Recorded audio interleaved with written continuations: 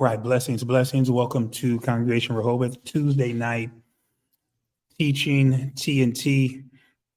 Oh yes, we blow things up. We blow specifically false doctrine, and we blow them up and we put them in the theological trash can where they belong.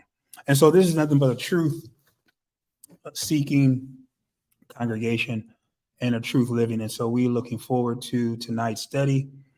We're going to continue actually from last week, and I'm just going to go. I'm going in tonight, guys. So we got to deal with this. We got to deal with this topic, and really deal with it thoroughly.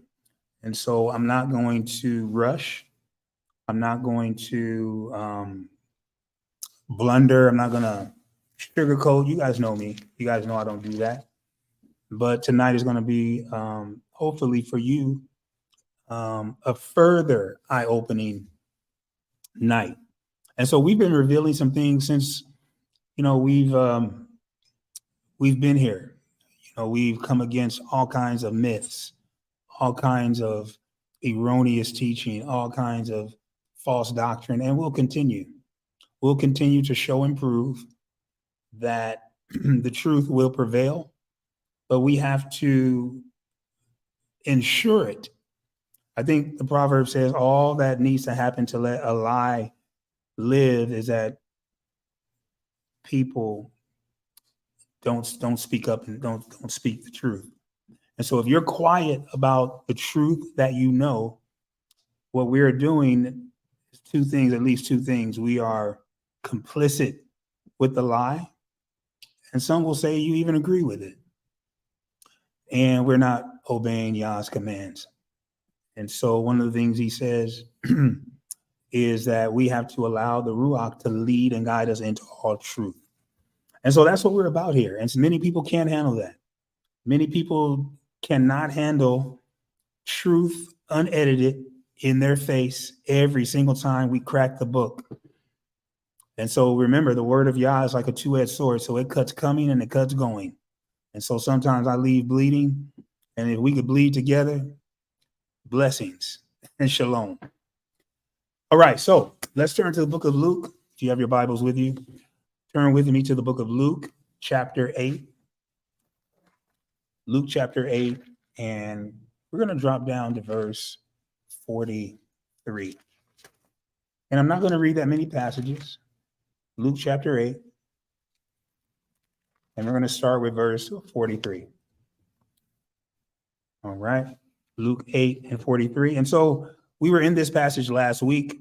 Tonight, I'm going to deal with a different aspect of this passage. Last week, we dealt with the actual hemorrhaging. Okay. And that word is made up of two Greek words. Hem means blood, and raj means flow. Actually, it means abnormal flow. And so the word hemorrhaging is an abnormal flow of blood. And last week we looked at different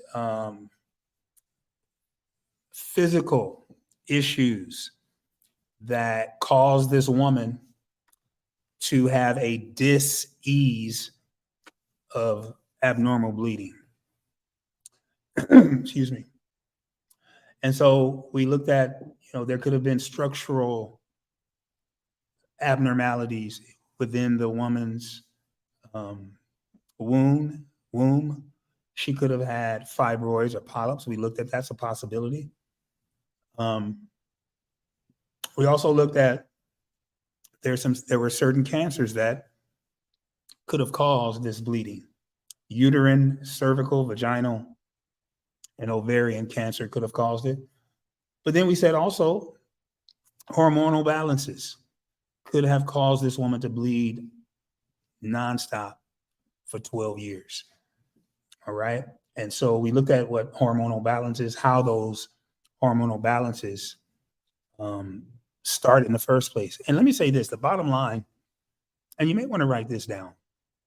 I believe that every single dis-ease, based on what I've been studying, every single dis-ease, chronic illness, chronic condition, is based on at least two things. There are two main things.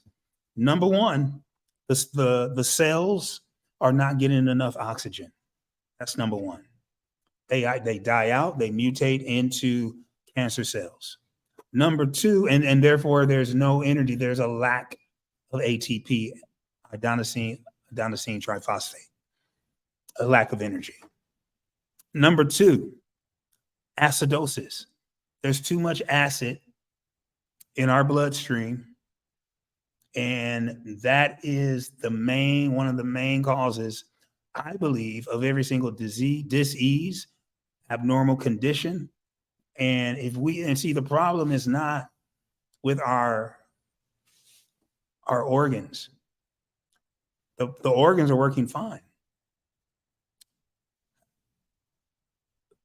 Now, let me be clear.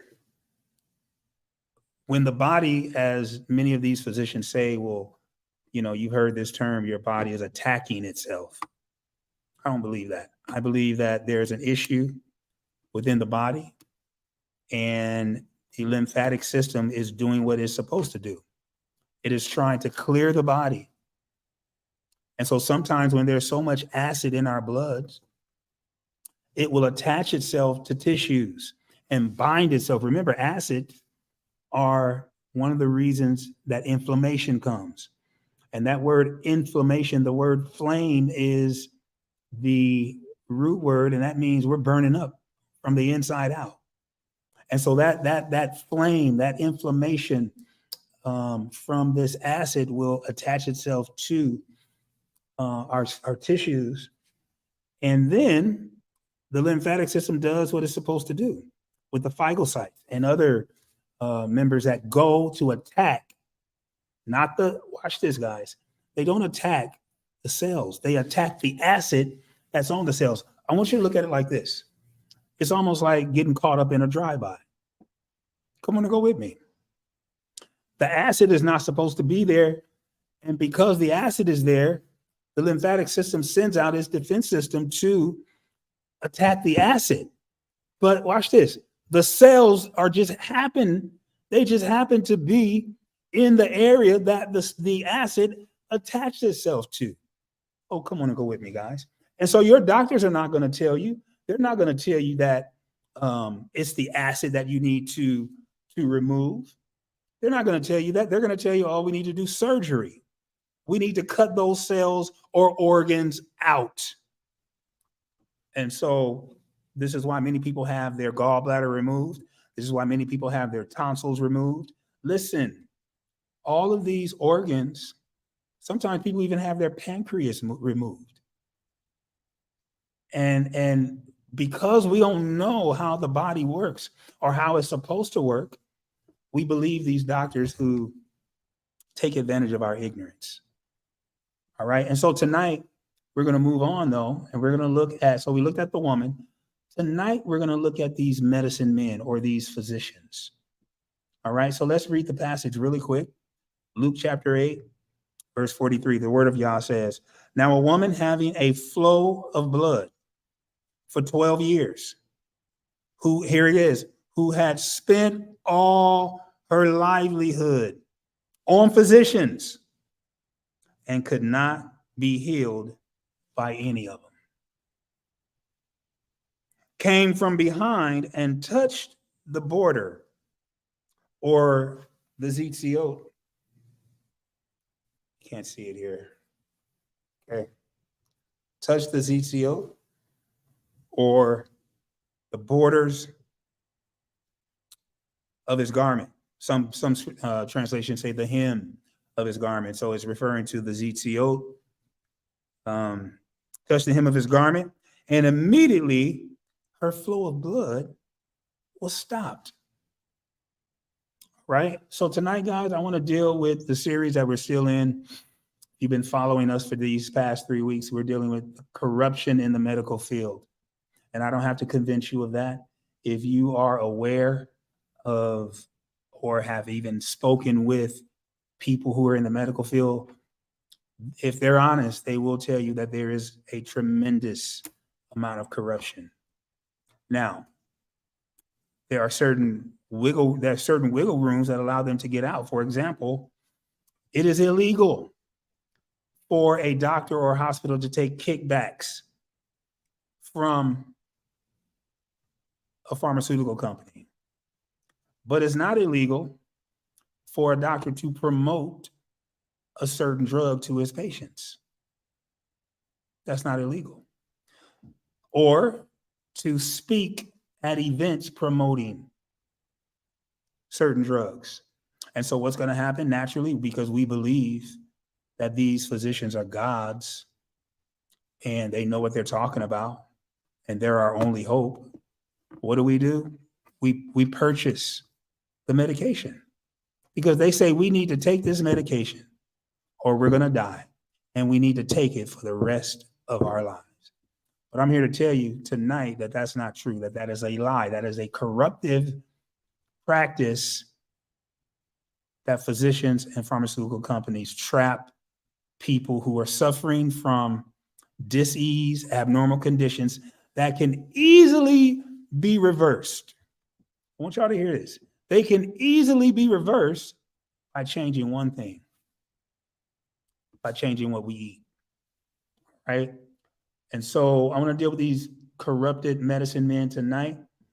And I really want to show this. As I mentioned, see, we got to lay this foundation. All right. So go with me to Genesis. Go with me to the book of Genesis. I want you to turn there with me. And I'm gonna keep reiterating Genesis chapter 1. And I'm going to continue to reiterate Genesis chapter 1, and then go with me to verse 29, because I want you guys to see this. So let me share my screen in case you're driving or in case you are, I want you to pay attention to this with me as we dive into the word of Yah. Okay. I want you guys to see this. Let me blow it up a little bit.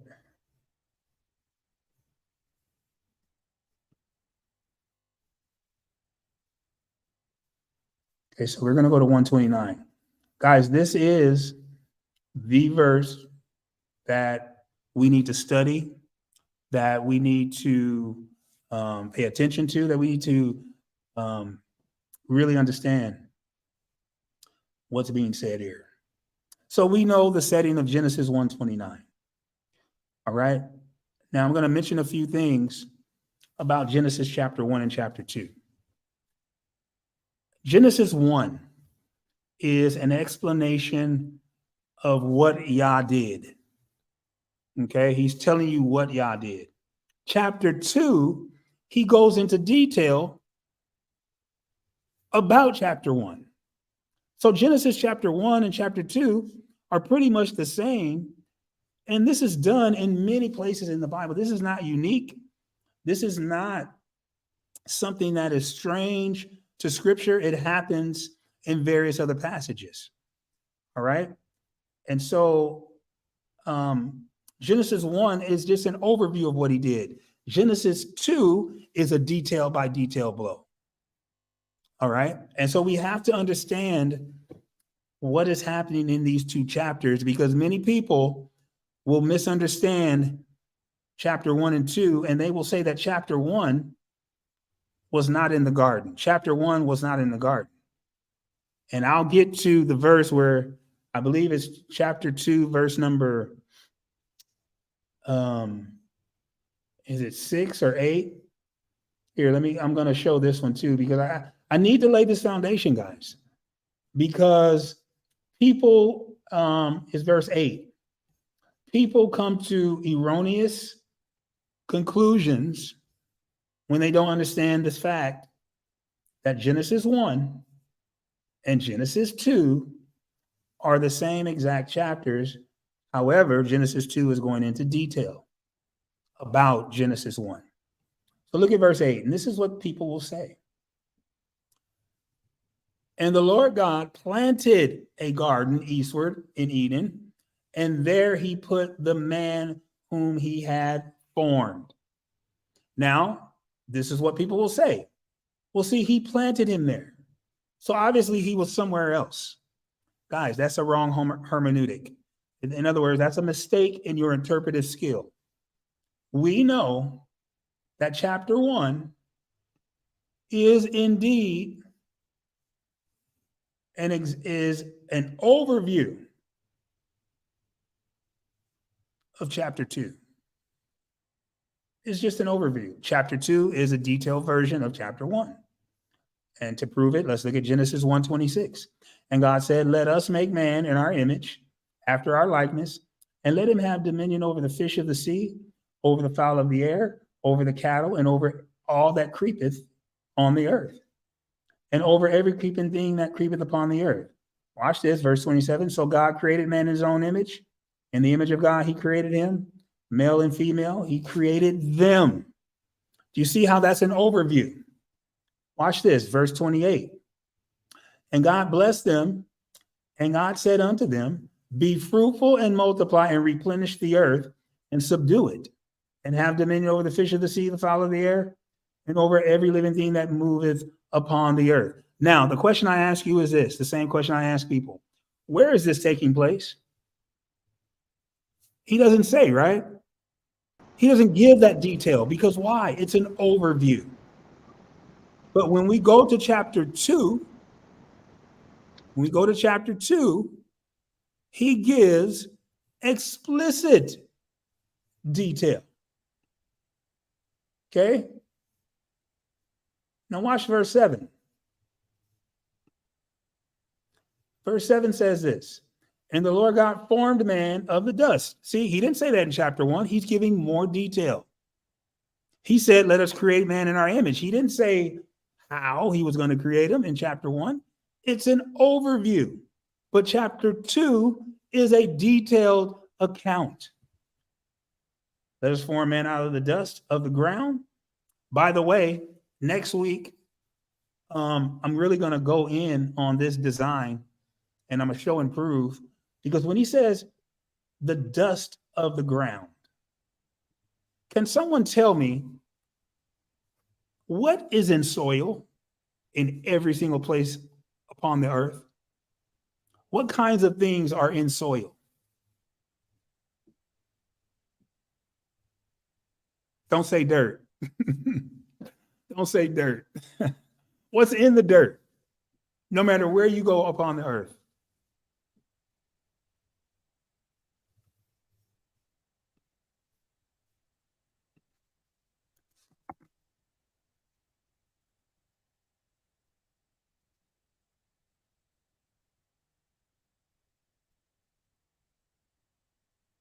Hmm?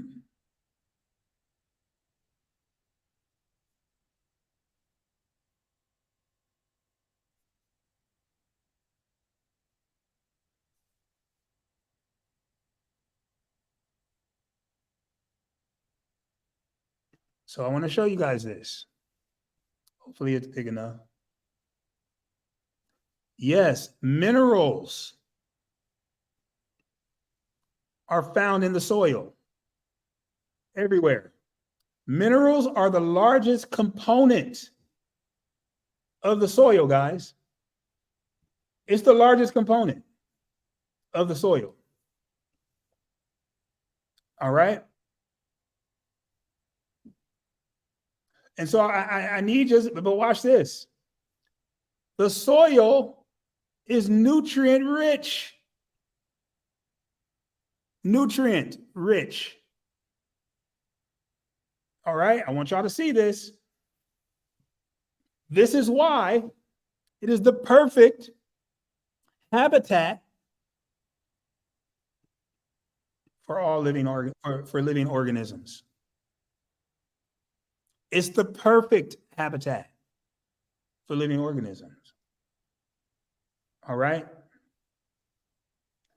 Now, I need you guys to really understand what's happening here. Okay. Look at this. Soil contains air. It contains water. It contains minerals, as well as plant and animal matter, both living and dead. Okay. Now we need to do a rich study of what is contained in the soil that, watch this, that the scripture says the dust of the ground. Okay, so let's look that up. We definitely want to see what's happening here. Formed man out of the dust. Okay, afar in the Hebrew. Okay, you guys see this? Dry earth, dust, powder, ashes, earth, ground, mortar, rubbish. Well, we know it's not rubbish, it's not trash. We're not made out of trash. Dry or loose earth. Okay. See, this is what we're made from, guys. Okay. And I had to go here because I want us to understand, and I'm just going to hit on it a little bit tonight. Just going to hit a little bit on it. Chapter 1, verse 29. Keep in mind, I want y'all to keep in mind, please, that minerals and that the ground is nutrient rich. And I'm not gonna go into detail heavily on this. I just want to make my point and prove it. And then I'm going to come back and give the detail next week about this. Chapter 1, verse 27, it says, so God created man in his own image. Male and female, he created them. He blessed them. He said, be fruitful and multiply, to replenish the earth and subdue it. Have dominion over the fish of the sea, the fowl of the air, and over every living thing that creepeth upon the earth. Verse 29, here we go. And God said, behold, I have given you every herb bearing seed, which is upon the earth. Notice what he says, herb bearing seed, okay, which is upon the face of the earth, and every tree in which is the fruit of a tree yielding seed. To you, it is meat. That word meat in the Hebrew, it simply means food. It doesn't mean a steak, because how can you get steak from a tree?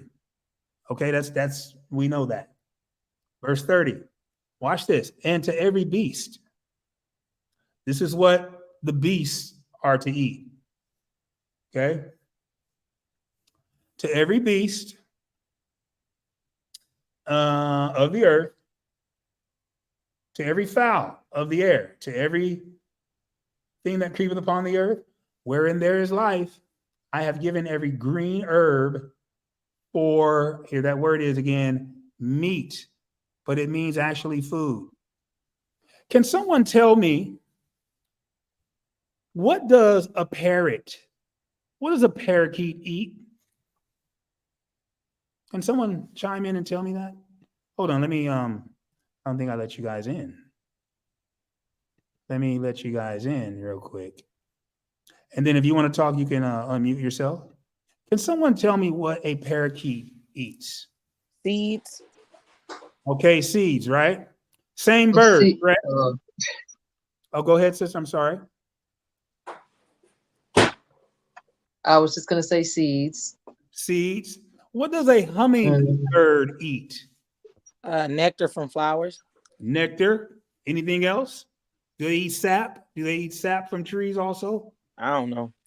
Okay, they eat nectar. We know they eat nectar. Notice how different those diets are. But same bird kingdom, right? Mm-hmm. Watch this. Let me give you another bird.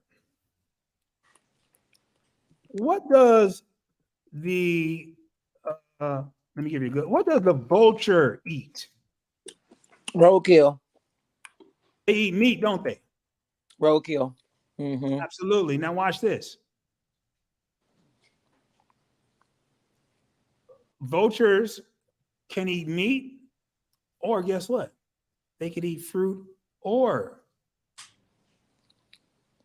vegetables. Okay. Now let me ask you this: same bird family, right? Can someone tell me what an eagle eats?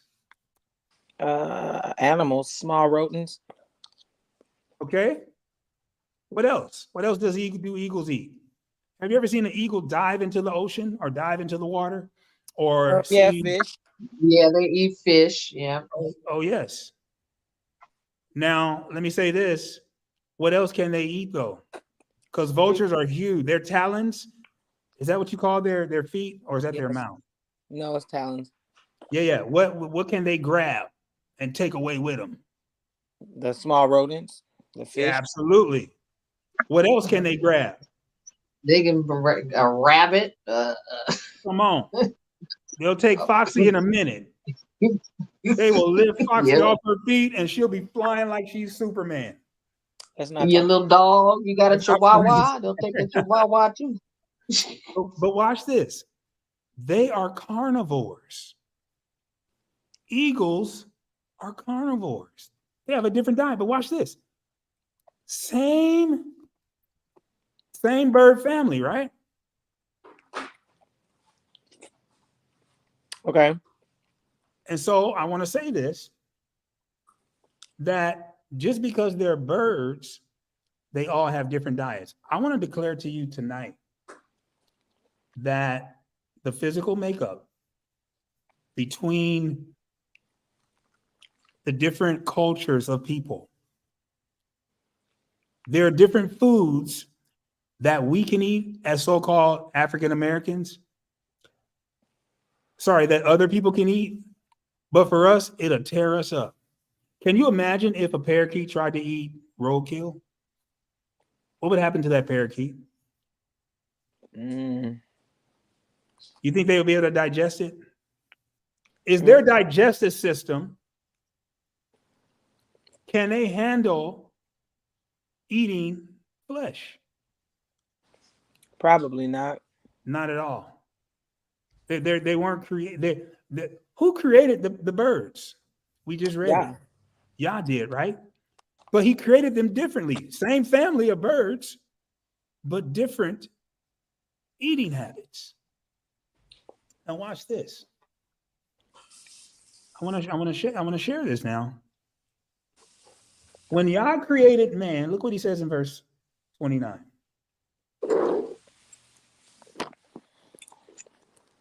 Verse 29.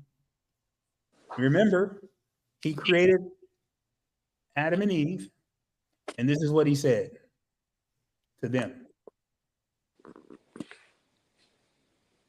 Every tree is the fruit of the tree yielding seed. To you, it shall be for meat or for food. Now, let me show and prove that this word means food, because, that's what we do here. Okay. So this word food in the Hebrew, meat, is la'akla. Le'akla. Okay. Let me show you this.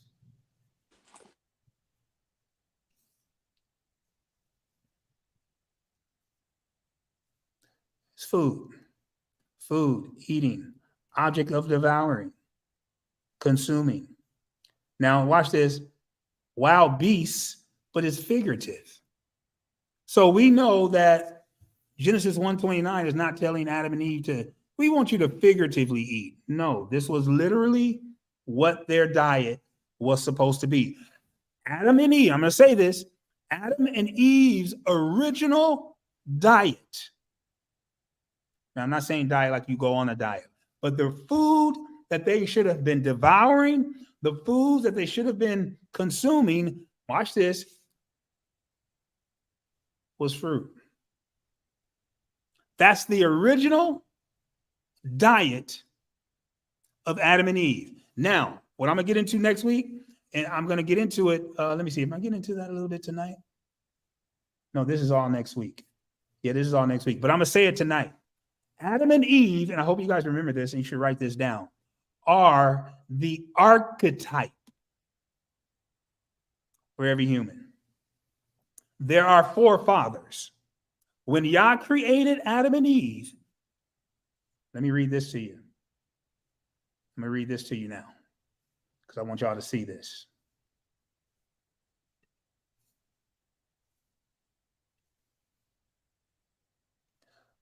The biblical creation and biological facts all agree when we consider the fact that Yah has originally designed Adam and Eve to be fruitarians or frugivores. In our original design, as humans, we share that with Adam because they are the fathers and the mothers of creation. In other words, we come from them. And just like Adam passed on sin, you guys know that scripture, from one man's sin, sin passed to all generations. Well, one man's design passed through all generations. Listen, let me say this. When I say the biological facts, I'm talking about, hey, blessings, brothers Erics. I'm talking about Adam's physiological makeup. Yah didn't add anything to us. Everything that Adam and Eve came with, we have too.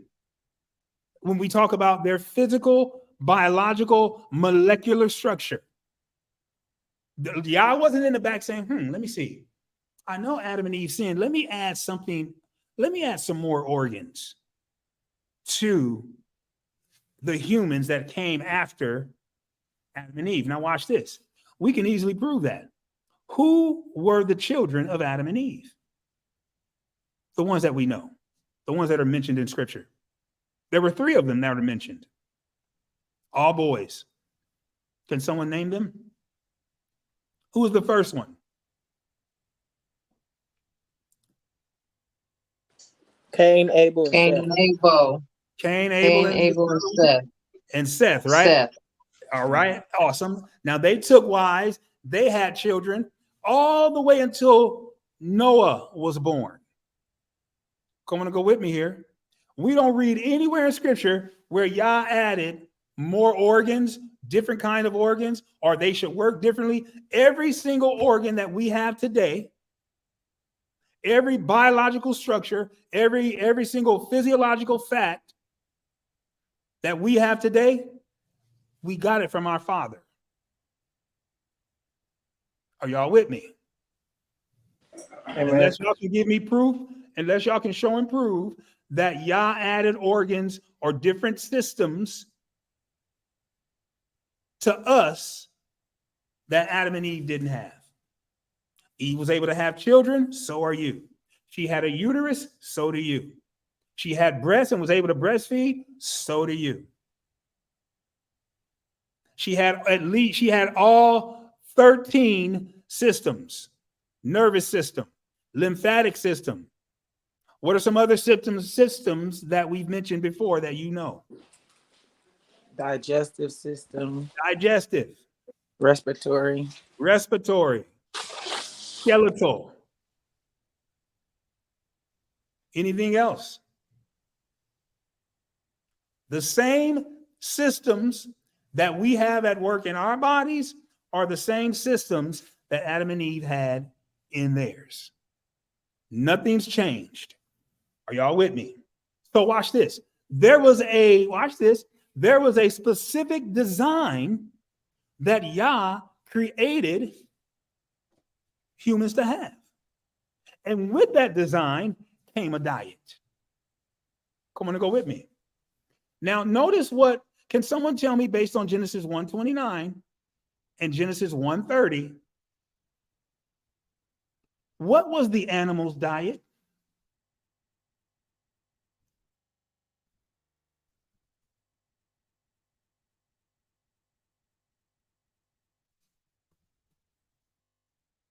Is it fruit? Look at the verse. Look at the verse. Let's look at. All right, let me put it back up. Sorry about that. Let me put the verse back up. Sorry. Hold on. All right. Put the verse back up here. Oh, was it 1 and 29? Yep, Meat. 29 and Wait. 30. Let me hold on. Let me share the screen. I stopped sharing. Give me 1 second. Oh, Okay, so I'm gonna green blow. herb for meat. I think it's verse 30. Yeah, it sounds like everybody Green was supposed to be a frugivore. herb.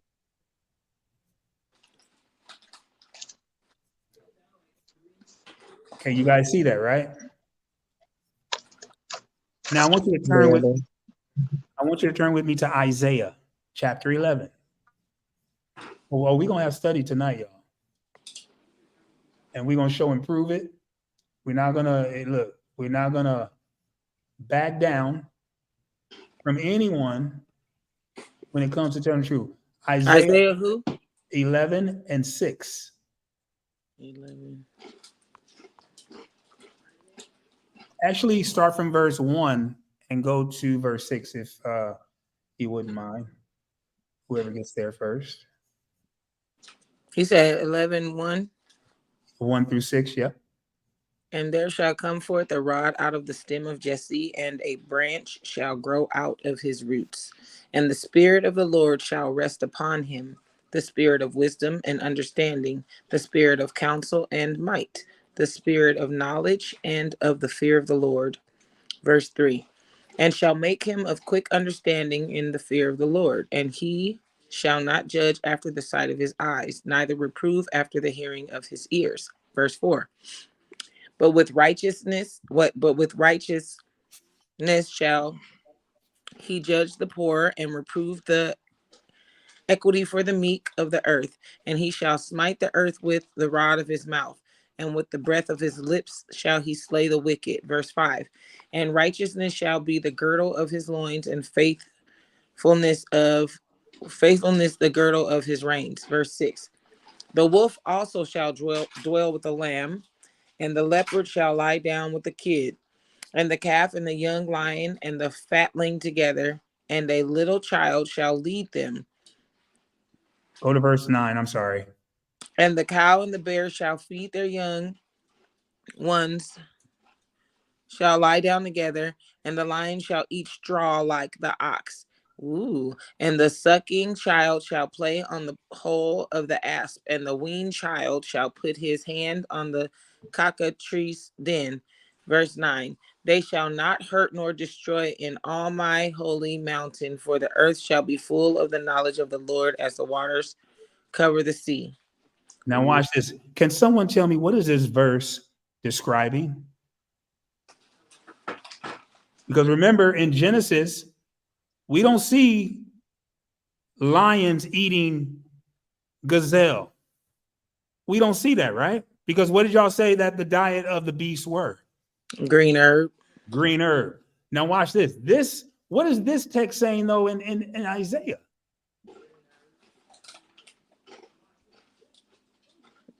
Is the wolf going to be killing lamb? No, the wolf and the lamb are going to be together, dwelling together. Can you imagine that? Can you imagine? Now, wait a minute. Let me ask you this. If that's going to happen and they weren't eating each other in Genesis chapter 1, what happened? Why is that happening today? Fell into sin, man. Fell into sin. That's what it is. That's exactly what it is. Now watch this. If it's going to go back to how it was in the garden, then we got to understand the original design for what we were supposed to eat. If this is the original design in verse number 30, Genesis 1:30, that our diet, because remember, every single biological, physiological, and molecular structure that we have today Adam and Eve had as well. All right. Now, I'm saying that because I'm laying a foundation for next week. And I want y'all to ruminate, no pun intended. I want y'all to think about what the impact of what that means. All right. So let's get it. Let's get into it. People who suffer with disease, sickness, and life-destroying conditions, they don't have to. They don't have to do that, guys.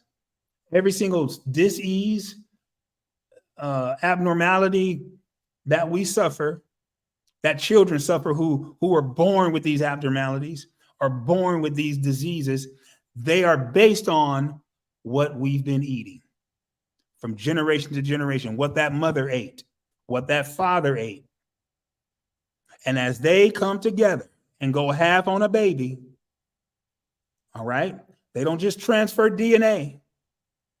They transfer every single biological 23 chromosomes each.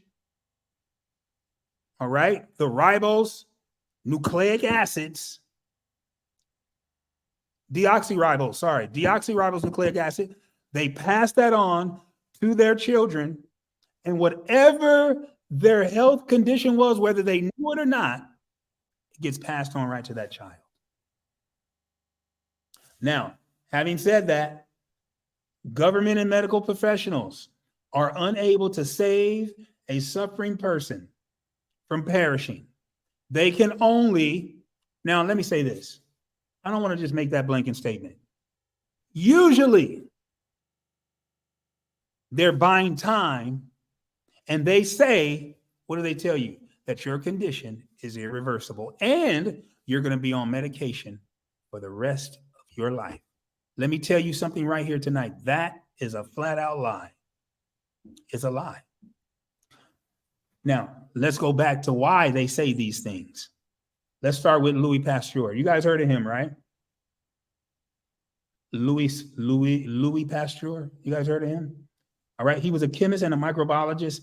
And then no one knows this guy, Antoine Beauchamp. Nobody knows him. We know about Louis Pasteur. Watch this. He was a physiologist. Pasteur strongly believed in the germ theory. We're going to go over that too. This is very important because why is this important? When we talk about the woman with the issue of blood, and we're talking about tonight, she spent all on who? On these physicians, on these medicine men. And that word prosana lusasa, prosana lusasa, it means to further spend on physicians or to further give your livelihood to physicians. In other words, this woman was hemorrhaging, right? Blood. But she was not just hemorrhaging blood. She was hemorrhaging money. And isn't that idiom appropriate? As she was hemorrhaging blood, she was also hemorrhaging money to these corrupt medicine men in the first century because they knew they didn't have the ability to heal her, but they kept taking her money. That's corruption. And let me say this. That's exactly what's happening today. When they keep giving you the medications, they know that these medications are not going to heal you, but you keep paying for them. We keep paying for them for the rest of our lives. That is corrupt. It is wicked. And this is why we need to call them out. And this is the story, the history of the woman with this issue is representative of our children who have diabetes and they put them on medication from a young age. And what do they tell you? They're going to be on this medication for the rest of their lives if they even make it to see 30, 40. So we see these corrupt physicians were taking money. And it was all based on our current understanding of treatment is based on this idea that Louis Pasteur had, which means this. There is the germ theory, which means the idea that an outside germ is responsible for illness. I don't believe that, guys. I believe that there's something happening on the inside, like Beaucamp argued. Beaucamp, on the other hand, believed in the internal healing environment. In other words, that there is an environment on the inside called homeostasis.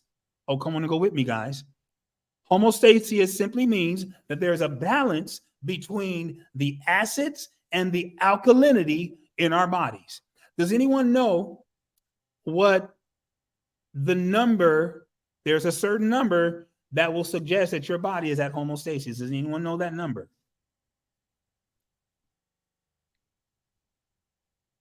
You can get actually tested for the acidity or the alkalinity in your body. You can have a specific test done. And they're going to tell you that 7, the number 7 is alkaline. It's homeostasis.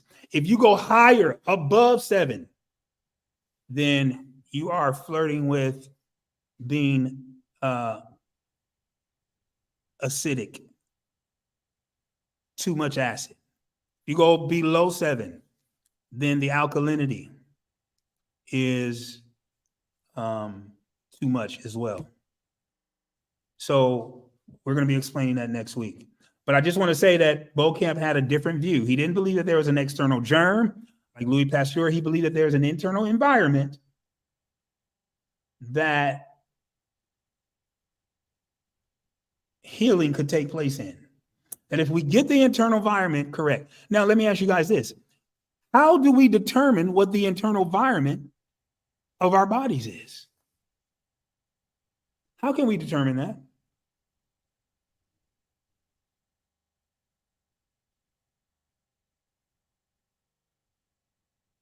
What goes in our bodies? That's how we determine that. What we decide to put in our bodies. Now, let me go back to the book. Let's go back to the book now. Because if we would adhere to the archetype and his diet and her diet, see, we don't want to do that though. Knowing that all kinds, now remember, we're made from the dust. And what do we say is contained in the earth or the soil or the dust of the ground? What's in there? I don't know. I lost you when you said that. What did you say? Okay, let me show you.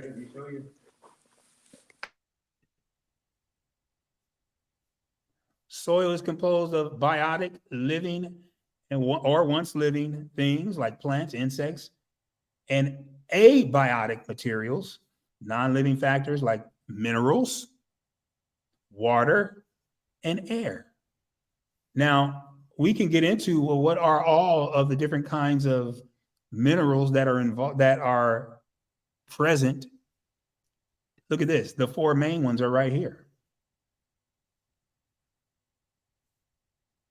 Calcium. Where does calcium reside in our bodies? Nails, bones. Come on. Phosphorus, which is very important. Can you mute? Yep. Phosphorus, magnesium is in the ground. These are now this last one, it says boron. Now I'm going to tell you that boron is simply carbon. It's carbon. Now, to show and prove that boron is indeed carbon. Because see, we're not playing tonight.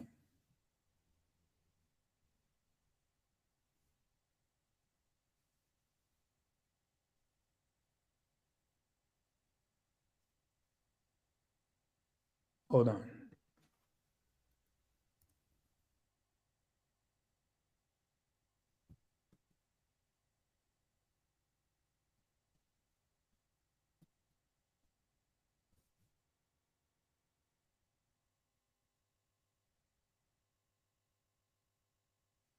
Oh, yeah, it's right here.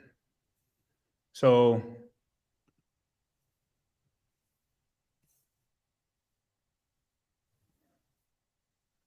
when boron hydride clusters includes carbon atoms. Okay, so it's boron hydride. That is what we get. That is our carbon. Okay.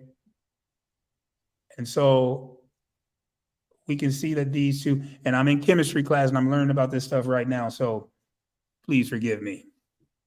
But yes, boron, carbon, when they come together, boron hydride. Okay, boron hydride includes carbon. Okay, and so these are watch this, these are the main ones, but there's more. There's more within us. And so when Adam was made out of the dust of the ground, he had all the nutrients and vitamins and minerals that are in the ground are in him. Let me say this. We have natural occurring nutrients in our bodies. When we take a supplement or a pill, it is a manufactured nutrient or vitamin, which comes with side effects because people are trying to play God. You see that? They're trying to play God, y'all. When you take a man-made nutrient, they are trying to play God because all of these things were created in the ground that we are made of. Are y'all with me? So watch this. What we should put in our bodies are the things that contain the vital nutrients that we need.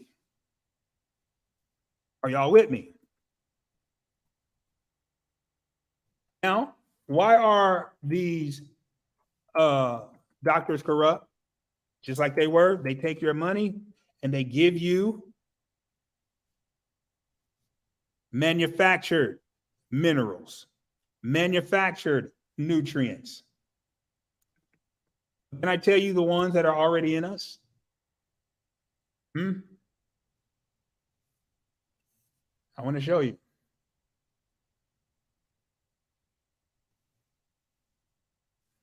Oh, you see that?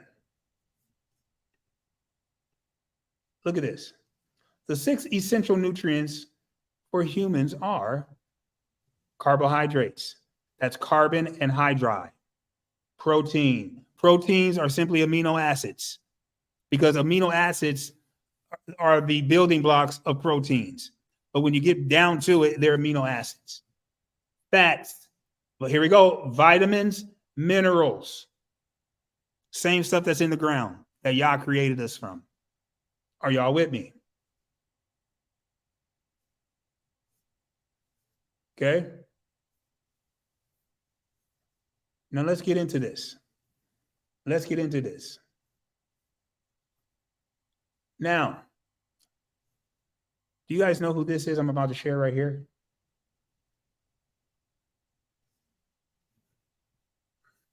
Can you guys see this picture? I don't know if it's clear. Rockefeller. What company did he own? What he's known for? What company is he known for? Or not company? Company. I don't know. Company, was he not? It wasn't railroad. No. He probably had. No, I don't know. What do you see in that picture there? Oil. That Yes. from oil to drugs. Look up Standard Oil. Standard Oil made Rockefeller and his children's billion trillionaires, even to this day. Now, let me read this to you.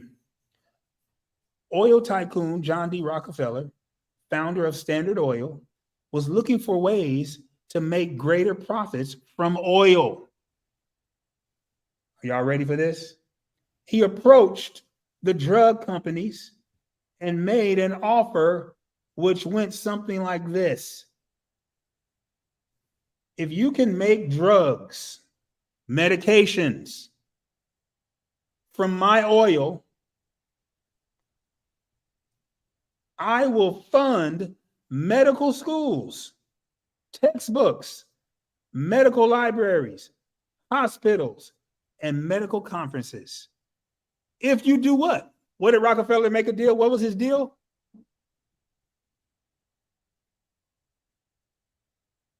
If you can make drugs, medication from my oil. Did you hear that? Did you hear that? Here it is right here if you can't see it. If you didn't see it the first time. It's right there. Now look what he says. If you make drugs from my oil, I will fund the medical schools. You know what he meant by fund them? He's going to buy them up and he's going to pay for them. And that's exactly what he did. Here's an article from Western Medicine. I'm going to show y'all this.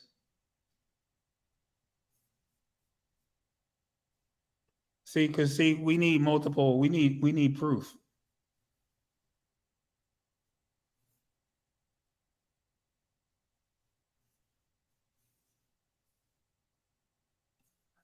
Hold on.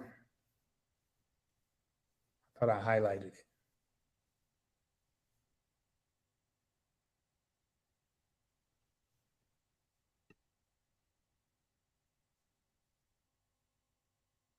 I don't know if y'all can see that, but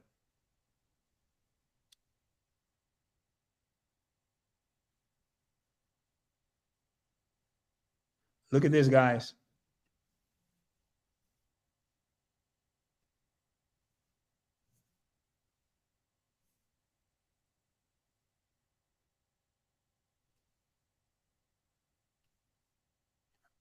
Rockefeller was smart enough to see this as a big opportunity with the possibility that vitamins and medications could be developed from what?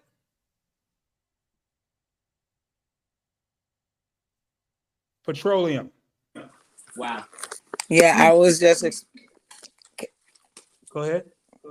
explaining to the boys how, I mean, even though I don't know if it's bad that we use it or not, but petroleum jelly, aka Vaseline, is the gunk that builds up from the oil pumps that we use to moisturize our skin and lips and hair and everything else. Poisoning ourselves. It's from the oil. Absolutely.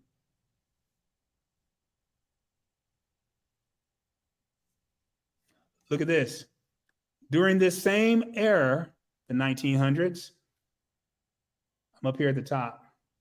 Scientists were doing groundbreaking work to understand the basic mechanics of life and human health. It was during this time that most of the essential vitamins were discovered. B1, B2, biotin, vitamin C, vitamin A, vitamin D. Vitamin D is not a vitamin, it is a hormone, guys. Okay, I want you to understand that the sun, when the sun is beaming down on those ultraviolet lights, vitamin D is a hormone that comes from the sun.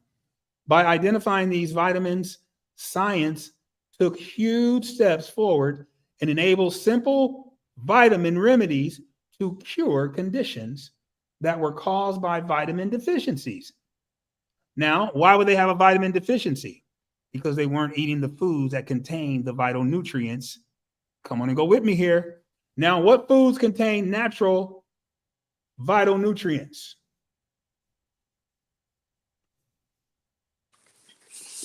Fruits and veggies. Fruits. Yeah. So Not some veggies. watermelon. Let me be clear. Veggies don't contain the kinds of vital nutrients that fruit do. If it does, for example, if you take, let's just take kale, right? Oh, no, let's take, well, cucumber is not even a vegetable. It's a fruit, actually. It's from the millet family. Let's take kale.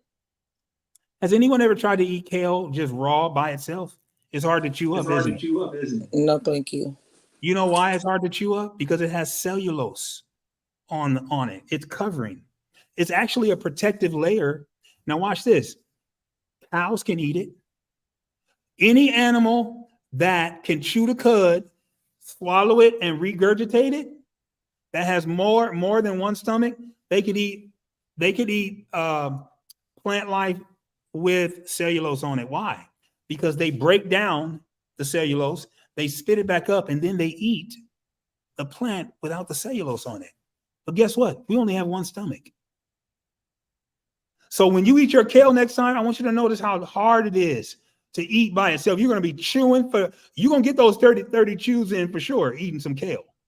That's why you should blend your kale and break it down so that you can take advantage of the vital nutrients.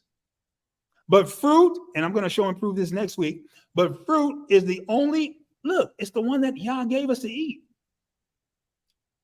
Because he knew it contained all the vital nutrients that we needed. Are y'all with me?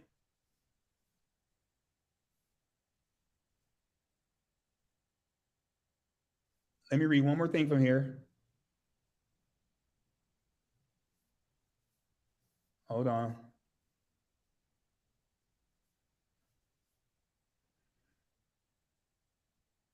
Look at this. In the early, wait, hold on, let me share. In the early 1900s, there were a variety of doctors, listen carefully, and healing modalities, not just the ones we have today, a pill for every ill. No, in the early 1900s, this is why our grandparents, our great-grandparents, our great-grandparents were living to 90 and 100. Why? Because there were multiple and varieties of doctors and healing modalities in America. Some of the medical specialists included, which we still have today, chiropractic. This is the only one we still have. That's the only one. That is the only one we still have. But watch this. Naturopathy, homeopathy, holistic medicine, and herbal medicines. Those were all working in the 1900s. That's why if you talk to Brother Zerix, if you're still here, has your grandmother ever, or great grandmother, when you skinned your knee, or anybody on here, Sister Roz, or Sister Benz, you're a little bit too young. Maybe you still know probably. But Sister Elaine, do you remember a time when great grandmother would say if you skinned your knee or something was wrong with you, they went out back to the garden and they pulled something off the vine. And they say, here, take this with that and you'll be fine. Rub this plant on your sore and you'll be fine. Do you guys remember or recall anything like that happening or anything like that in your family?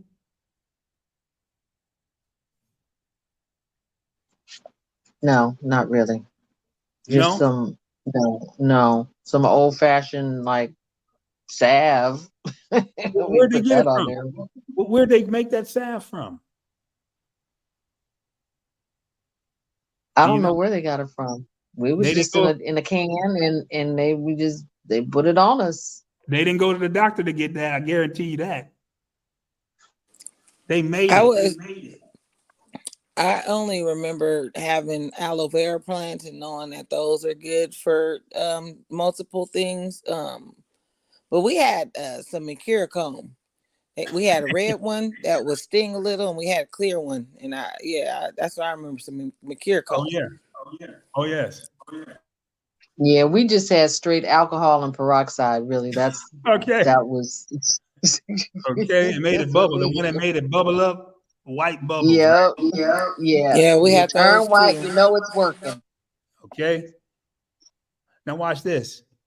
See all these different modalities of healing and medical practice. Watch this next sentence.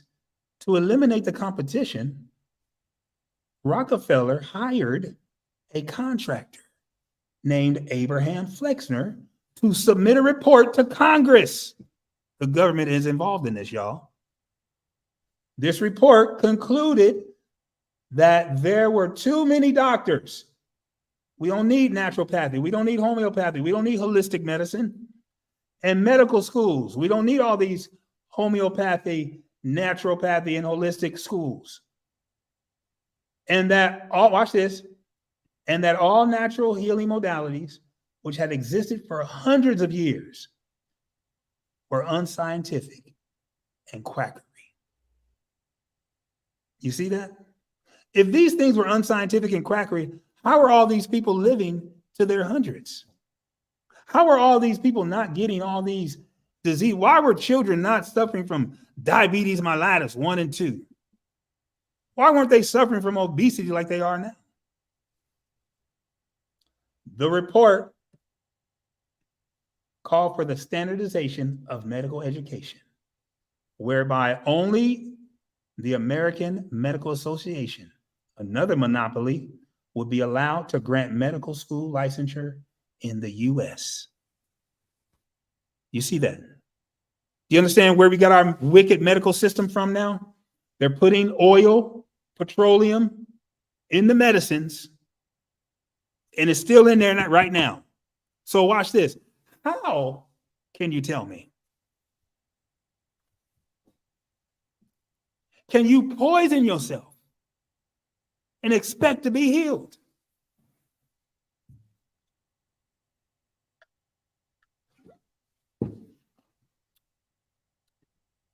I'm going to show you that. That's from Western Medicine. I will send this to an email with you. And as a matter of fact, yeah, yes, please send that. Hold on, let me see this right here. I'm gonna put it in the chat, okay? Give me a second. I got more though.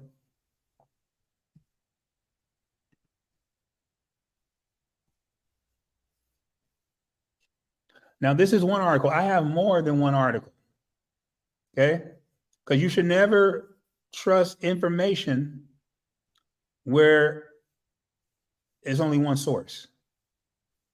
Hold on. Okay, let me get over here. Okay, let me move on. I will send it. I promise I will. Here's another one.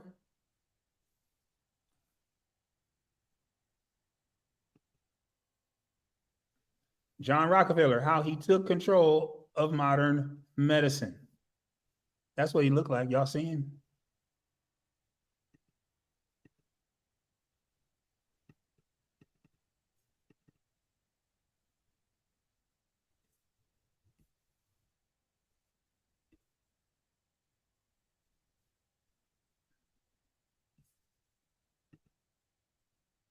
Okay.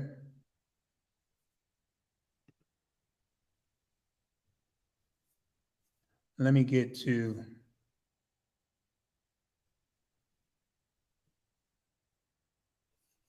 check this out, y'all.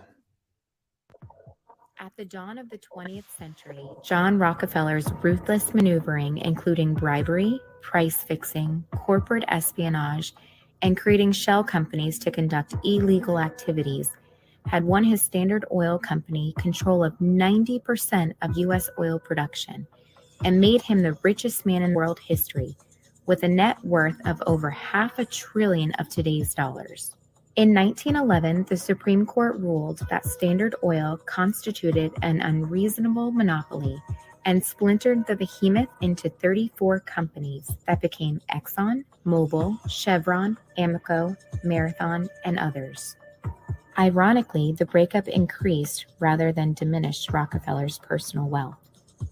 Rockefeller donated an additional $100 million from that windfall to his philanthropic front group, the General Education Board, to cement the streamlining and homogenization of medical schools and hospitals. A pill for an ill became his foundation's slogan. In 1913, he incorporated the Rockefeller Foundation. A congressional investigation described the foundation as a self-serving artifice, posing a menace to the future political and economic welfare of the nation. Using his foundation's wealth and influence, and working with his friend Andrew Carnegie, Rockefeller dispatched educator Abraham Flexner on a cross-country tour to catalog the status of America's 155 medical colleges and hospitals. The Rockefeller Foundation's Flexner Report recommended centralizing America's medical schooling and reorienting these institutions according to germ theory, which held that germs alone cause disease, and advocated for the pharmaceutical paradigm, which emphasized targeting particular germs with specific drugs rather than fortifying the immune system through healthy eating, clean water, and good nutrition. With that narrative in hand, Rockefeller financed the campaign to consolidate mainstream medicine, adopt the philosophies of the growing pharmaceutical industry, and shutter its competition. Rockefeller's crusade caused the closure of more than half of American medical schools, fostered public and press scorn for homeopathy, osteopathy, chiropractic, nutritional, holistic, functional, integrative, and natural medicines, and led to the incarceration of many practicing physicians. To reassure public, politicians, and press of its benign purposes, the Rockefeller Foundation declared its ambition to eliminate hookworm, malaria, and yellow fever. The Rockefeller Sanitary Commission for the Eradication of Hookworm Disease sent teams of doctors, inspectors, and lab technicians to administer deworming medication across 11 southern states.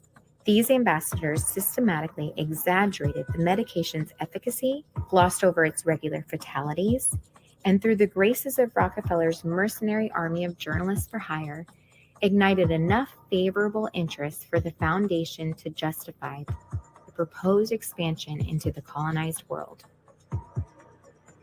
The Rockefeller Foundation's carefully heralded public health attainments eclipsed popular revulsion for the many abuses Americans associated with the Standard Oil Petroleum empire. Its patronage of the League of Nations Health Organization gave the Rockefeller Foundation global reach and an impressive cortege of high-level contacts among the international elites.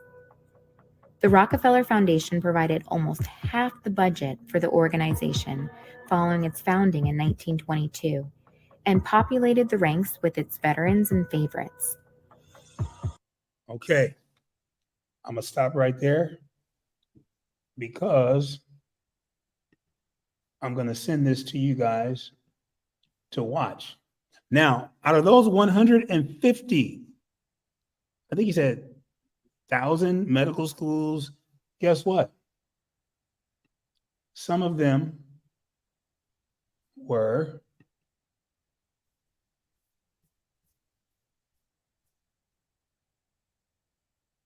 hold on,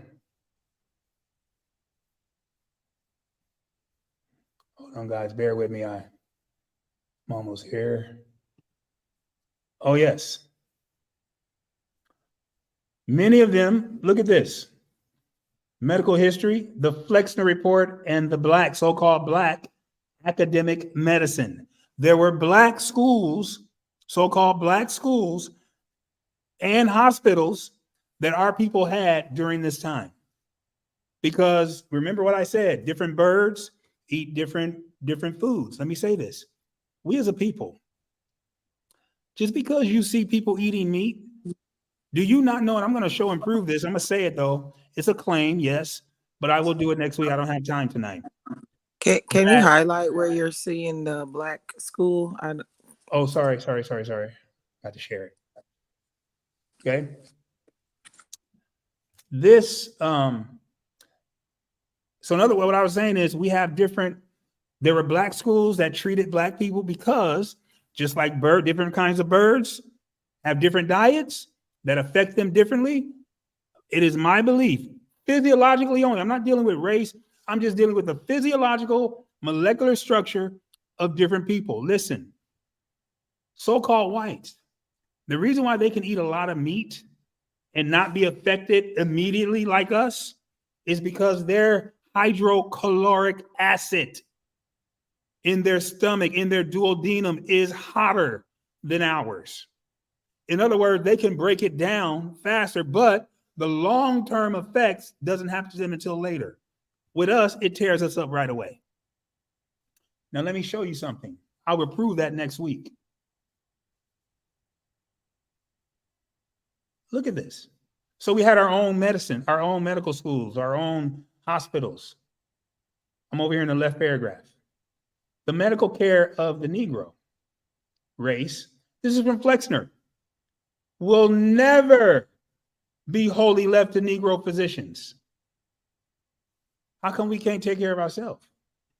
Nevertheless, if the Negro can be brought to feel a sharp responsibility for the physical integrity of his people, the outlook of their mental and moral improvement will be distinctly brightened.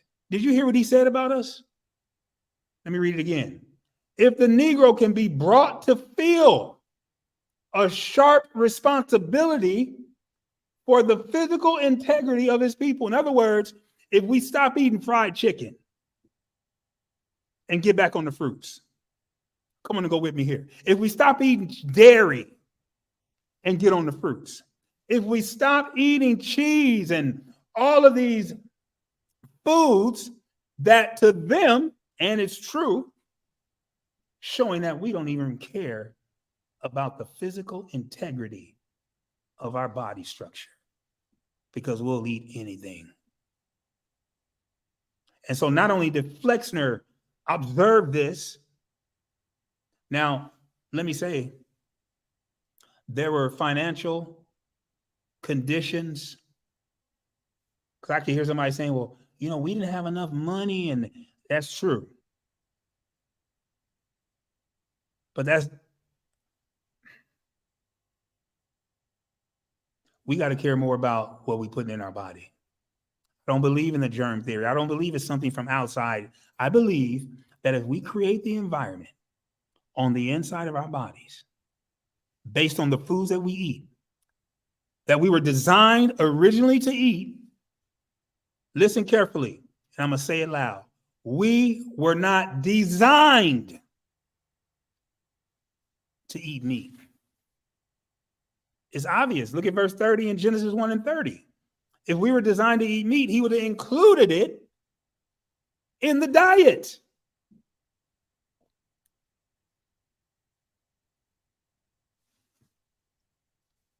Look at this. Let me read it again. Nevertheless, if the Negro, so-called Negro, can be brought to feel a sharp responsibility for the physical integrity of his people, the outlook of their mental and moral improvement will be distinctly brightened.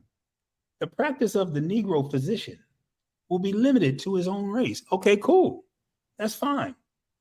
Which in its turn will be cared for better by good Negro physicians, so-called Negro physicians, than by poor white ones. Listen, y'all, I agree. I believe that our people, we know our body structure. We know the stuff that affects us. We know that our body structure and molecular structure is different.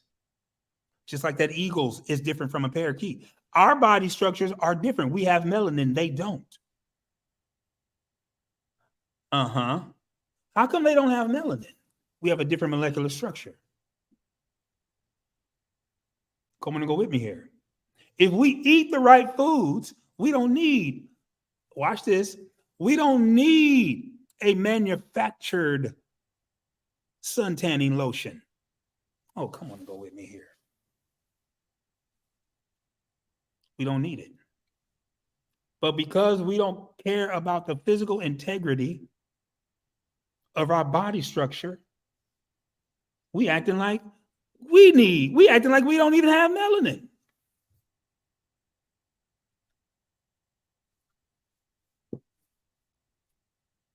Watch this. But the physical well-being, I'm right here. But the physical well-being of the Negro is not only moment to the Negro himself. 10 million of them live in close contact with 60 million whites. Not only does the Negro himself suffer from the hookworm and tuberculosis, he communicates them to his white neighbors precisely as the ignorant and unfortunate white contaminates him. You see what they think of us? Self-protection, not less than humanity, offers weighty counsel in this matter. Self-interest seconds philanthropy. You see that? The Negro must be educated, not only for his sake, but for ours. He is, as far as human I can see, and a permanent factor in the nation. He has his right and due and value as individual, but he has, besides the tremendous importance that belongs to a potential source of infection and contagion. You see this racist? Look, some of this stuff is true. We don't care about the physical integrity of our body. Let me tell you why, and I'm closing. We love Big Mama. We love Big Pawpaw. Sunday dinner, all throughout the week. Go get me some of them skins down there at the liquor store. Go get me some of them pig's feet down there. They eat it, they get sick. We go to the hospital. They have to be on meds. Send them home. Condition comes up again because they eat the same stuff. This time they go to the hospital, it's worse. It gets so worse that they don't make it out of the hospital. They're in the hospital. They die in the hospital. And at the funeral, we preach and talk about how good and righteous they were, how much we loved them. And we did. And then after the funeral, we go downstairs to the repast. And the same food that killed Big Mama, that killed Big Pawpaw, is on everybody's plate. Do we see? Do we care? Do we understand? Have we considered diligently what's on our plates? We were not designed.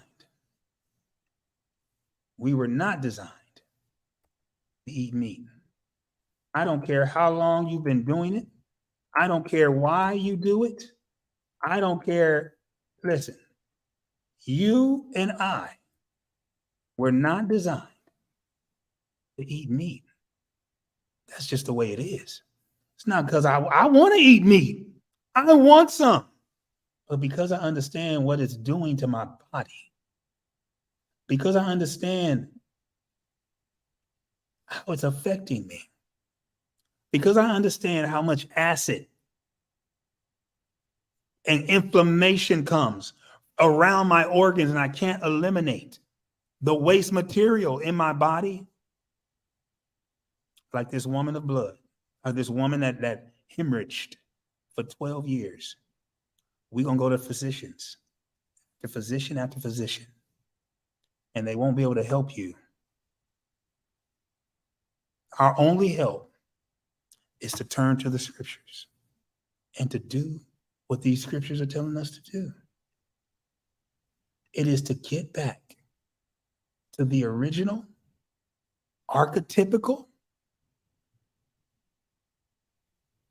diet that was prepared for Adam and Eve. Guys, I pray that you understand how corrupt this medical system is here. I've tried to give you the facts.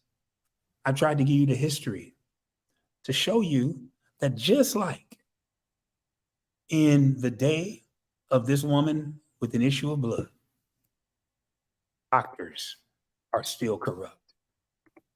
And we should not trust our babies. We should not trust our own lives in the hands of these wicked medical men and women. Blessings. Blessings, guys. Oh, we going in.